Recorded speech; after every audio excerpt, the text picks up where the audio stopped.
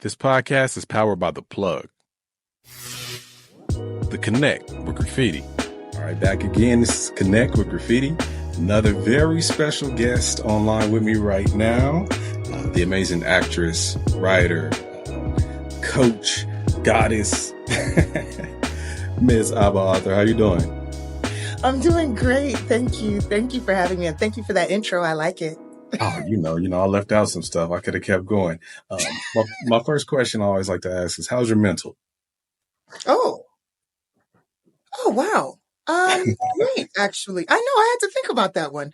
Actually, I'm doing really well. I'm really excited about the press tour that we've had for The Color Purple. And I'm back in Atlanta. Get a chance to rest for about a week. So I'm doing really well. Thank you for asking that. Oh, love that. Yeah. So for the audience out there listening, those who may not know, how would you describe yourself? Who is Abba Arthur? I'm funny. At least I think I am. Yeah. I'm a visionary. I am a friend. For sure. I am kind. I'm a creative. I'm a daydreamer. And I'm relentless. Relentless. Yeah, I like the face too. Relentless. She ain't playing. Cool. So it's a bunch of different ways. You got so many credentials, but let's start here. The Color Purple out right now. Theaters right now. Amazing production, amazing film. Let's just talk about that, how that role came about and the role that you play, and just give me a little bit more information. Of course. So auditions. The life of a professional actor. You get them 2, 3, hopefully if you're lucky, 4 times a week. Right. So a couple of auditions rolled in. Shout out to my agents at Stewart Talent Management. And I read a couple of times. I mean, it's The Color Purple, so I was obviously very excited about it, but I did my auditions just like I do any others, and I forgot about it. And then I got that call. Nice. And I got accepted in the film. So went to shoot, did it. Excellent. Here we are. And you play Abina in that movie, right? That's correct. So let's talk about the actual role a little bit and just being involved in something so culturally iconic as The Color Purple. We all know what The Color Purple is and what that means to our culture, just being a part of that. Let's talk about that and just that character in that film. Oh, man, the weight of it. I know all the words to the 1985 version, like a lot of people. I'm very familiar with it. So I did not step into this lightly. I don't step into anything lightly, but especially something like you mentioned as culturally significant as The Color Purple. It was not something that I took lightly. So for my role, I'm an extended part of Ceely's family. I did a lot of research. I drew on my own life. What does it look like to be going to meet somebody or wanting to meet somebody that you never have before, somebody that holds such importance in your life? What is the weight of that? What would that mean to you? So that's what I sat with, and that's what I brought to the character, and I hope that translated through the screen to the audience. Definitely did. So the heaviness, that's interesting. So right now, I feel like the entertainment industry, and I know you could speak to this as well, it's in a very interesting space overall, coming out of COVID and writer's strike and just everything that's going on with that. And then we got the Black entertainment sector where, we always we have these spurts of the Black Hollywood Renaissance and things like that. I feel like we're in a space now where we're a little more free and comfortable with telling our stories our way, from our voices. So I just wanted to hear from you, someone being in the industry for about 2 decades now. not to put an age on you, but you're well seasoned in this game. What's your thoughts on kind of where, for one, the entertainment industry is as a whole, and then just Black entertainment right now, where you see us? Wow, what a question. That's a loaded question. We've come so far, and we have so far to go. I feel like that's my answer for Blackness in America all the way around. Oh, yeah. Where we are right now, I'm grateful. I'm excited. I feel honored to be a part of stories that we're able to tell. We're able to show not only our regality in movies like Black Panther, but we're able to show our resilience in stories like The Color Purple. So I'm very excited to be able to be a part of being able to tell these classic and historic Black stories. And at the same time, I think we all know that what we watch on television does not always reflect what we're going through necessarily or the cultural landscape of the United States of America. So with my production company, the Ohemaa Project, I'm also very excited to be able to tell more authentic Black stories. There's such a plethora of us.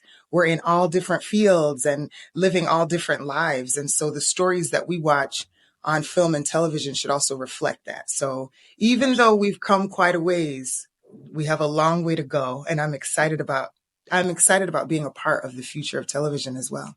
Absolutely. It's looking bright. It's you said it, just Blackness as a whole. We come a long way, but we still got a long, long way to go. Absolutely. You mentioned Absolutely. Black Panther. So, one of my personal favorites and Yeah. just cultural characters, period. Like a lot of what I do is modeled after, it sounds odd, but it's modeled after T'Challa, from the comics to all that. And then we get into the movies and, the late great Chadwick Boseman. You have the honor of being in Wakanda forever. Let's talk about that and that experience. Cause whoa. I mean, it's like a dream come true. I showed up to set and I walked into Wakanda. Like it was Wakanda, it was all the characters, it was all the people, we had the beads, it was the whole thing. So, wow, you just have to take a deep breath and center yourself. Remember that I'm at work. So try to stay professional. I had my fangirl moments in my trailer or with my friends when I was alone. But just remembering to stay present because, as you mentioned, it's helpful to hear that because sometimes when we're in this business, it's business as usual. You go to work. And so hearing and remembering the impact that these stories have on people, it's a helpful reminder. But I felt it too because I'm a fan. Yeah. So walking onto the set and being a part of the story, I came as a fan first and then a professional afterward. So it's just about keeping a level head and making sure that I was able to balance those two, still do my job to be able to be a part of the story. But wow, what an experience. I'll never get tired of talking about that. Ask me anytime you want. I'll talk about it anytime. Yeah. That's one of those ones.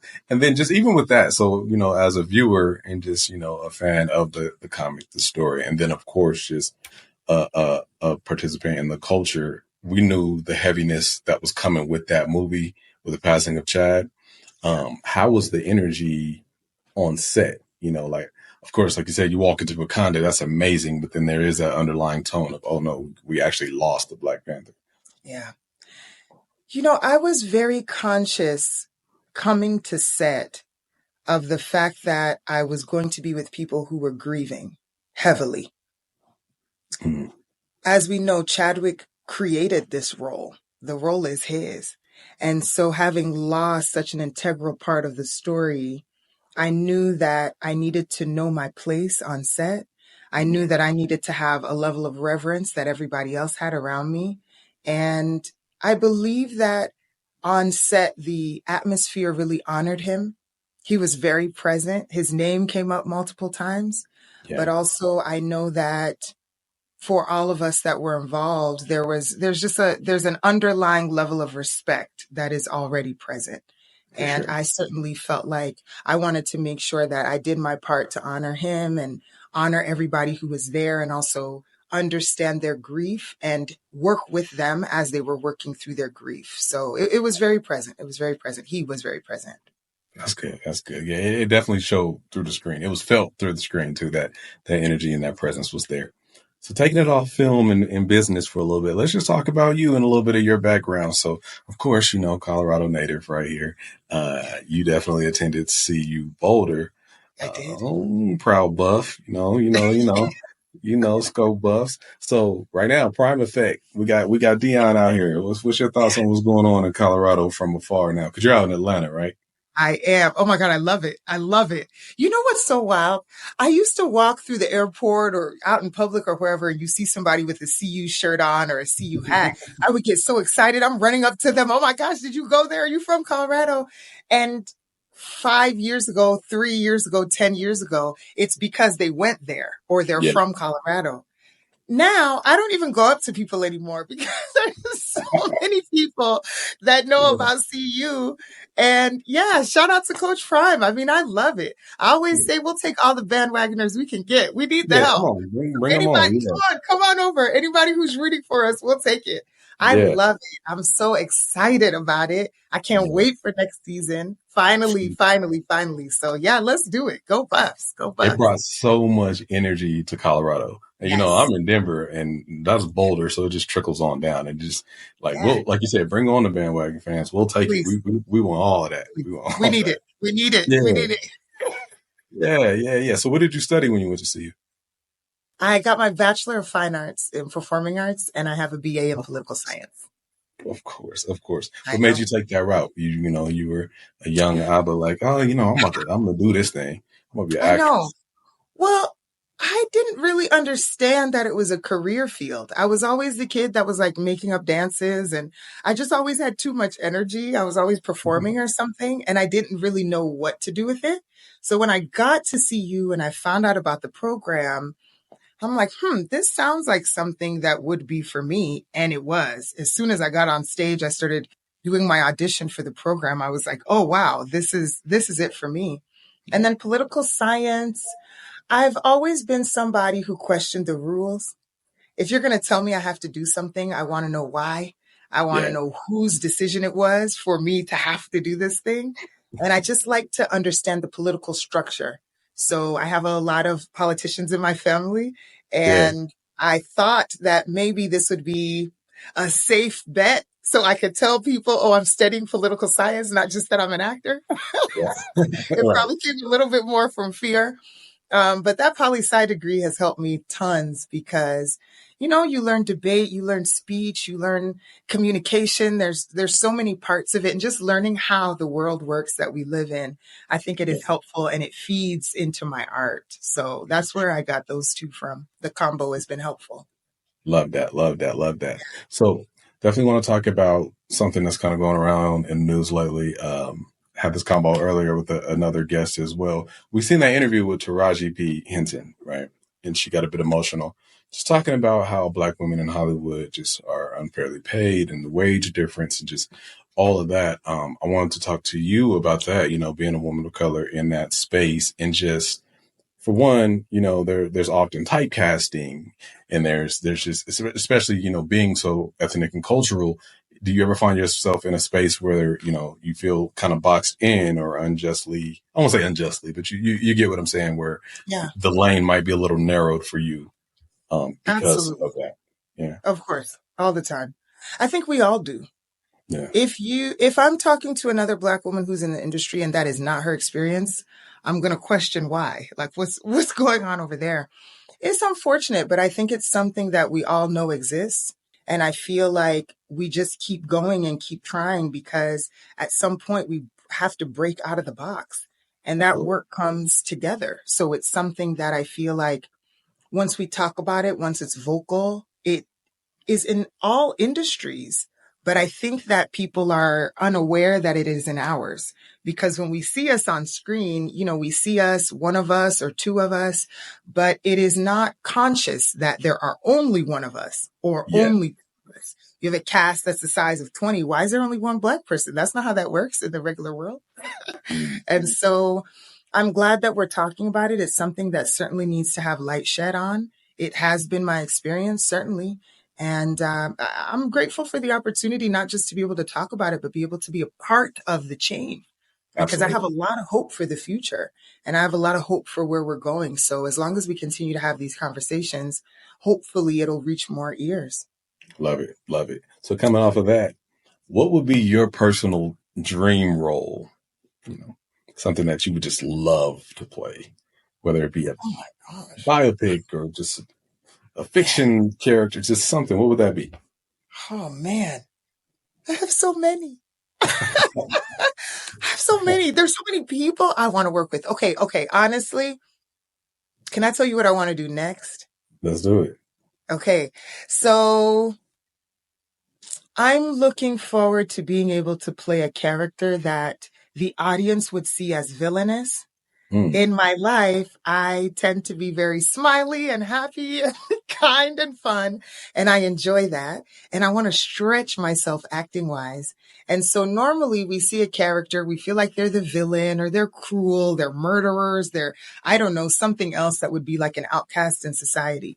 And what I Yeah. learned through my acting classes and all the training that I've had is you can never judge a character because it's a reflective of somebody who is watching. There's someone Mm. in the audience who can connect with this person in one way, shape, or form, or they're Right. familiar with that person.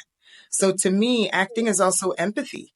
And I feel like there are characters out there where I know that we can kind of get into the roots and figure out why they are the way that they are. So that if it is somebody that you watch and you say, oh, that's the villain or that's the antagonist, I hopefully can be able to bring some light to it to help somebody understand them a little bit better. So Mm. that's really a Right. dream role of mine. That's something I can feel it coming from my lips to God's ears. I feel it Yeah. coming.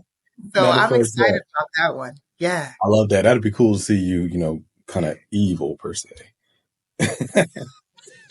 Let's Uh, see. so we Let's talk see. about dream roles and people that you would like to work with, but in reality, you will be starring, opposite of Vince Vaughn in the upcoming production. Let's talk about that. What's going on with that? Oh, I'm so excited. Yeah, Yes, we have a television series coming to Apple TV Plus. It's called Bad Monkey with yeah, the Vince Vaughn. Oh my gosh, this guy is yeah, brilliant. He's truly a comedic genius. I've heard that term so many times, but when I watched him in real life, I was like, oh, okay, this is what that means. right. So I'm such a huge fan of his. Similar to what we were talking about with Wakanda, it's like I'm on set and I have to pay attention. You're at Yeah, work and then go fangirl later. But yeah, he's incredible. I'm so excited for everybody to be able to get this show, hopefully this year at some point. So you'll be yeah. hearing about it. I'll make sure I tell Perfect. you and all of the audience. I'll make sure I tell you guys. Yeah, Bad Monkey on Apple TV. I can't wait, can't wait, can't wait. So before we wrap, I just want to talk about the your production company a little bit. Let's talk about that. How you started it, what it is, how people can contribute, just anything. Thank you for asking about that. Of course. So I was in college and I mean, even childhood, and I just write. I'm writing stories that turn into TV shows, that turn into films, just a lot of writing. I have a lot of stories to tell. And by the time I was in my early 20s and I moved to Los Angeles, I realized I had a collection of these things. Mm, And rather than handing them to other people to ask them to produce it for me, I want to take that power, right? I want to be able to yeah, be in control of my own stories and my own voice. So I created the Ohemaa Project. I'm yeah, from Ghana, West Africa, and the yeah. word Ohemaa in my language means queen. So we are all Okay. royalty. Ohemaa, yes, Okay. Ohemaa. All Yes. right. We're all royalty. I want to make sure everybody remembers that. I also want people to talk about the Queen's projects when they call out my production company's name. So the Ohemaa Project, I should probably count at this point. I've produced at this point probably 7 stage productions. I have Nice. one film that I wrote, produced, and directed and starred in. And I have a lot in the vault. So you can follow me on social media, of course, at Abba the Goddess, my website, abbaarthur.com. And I'll make sure to keep everybody updated. We got a lot coming up. We've got a lot coming up. Perfect. Perfect. Everybody stay updated. Updated. Last question. Final question. There's a young Abba out there right now. She's watching you on screen and she's like, oh, that's amazing. I want to be her. I want to do that. Excuse me. What would be that one piece of advice that you would give that young Abba? Keep going, keep going, keep going. Against all odds, don't listen to them. What's in here and what's in here. Keep going, keep going, keep going, keep going, keep going. Love it. That's it. Love it. Yeah. Abba Arthur. Abba the Goddess. I appreciate you so much. Thank you so much. I appreciate you. I appreciate it. I look forward to seeing what you got coming. Thank you for everything that you've done. And just, I'll tell you, keep going. Keep going. We need it. The representation is wonderful and we love it. Thank you so much. I appreciate it. No problem. Disconnect. I'm Graffiti.